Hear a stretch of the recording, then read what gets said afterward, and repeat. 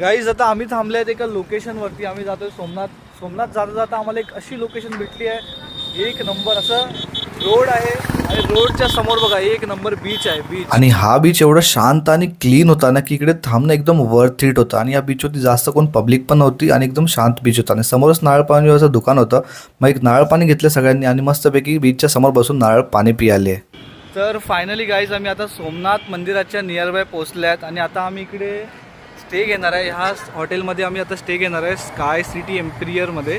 कारण आता खूप आम्ही ट्रॅव्हलिंग केलं, कारण आम्ही जिथे थांबले होते द्वारकामधून इथे यायला आम्हाला काहीतरी 300 किलोमीटर लागला आहे, अप्रोक्स 350 किलोमीटर, म्हणजे 4.5 तास लागले आम्हाला.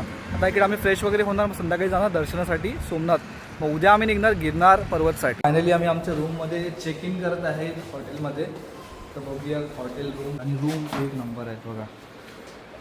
5 जणांसाठी एकदम कम्फर्टेबल रूम आहे. आणि ह्याला बघा एवढी भूक लागली की कॉफी सोबत बिस्किटचा पुडा खातोय. आणि आपल्या हॉटेलच्या समोरच एक रेस्टॉरंट होतं, मग तिकडे आम्ही जेवायसाठी आले. एवढ्या दिवसानंतर आज एकदम स्पायसी आणि एकदम चांगलं जेवण भेटलंय. कसं जेवण होतं?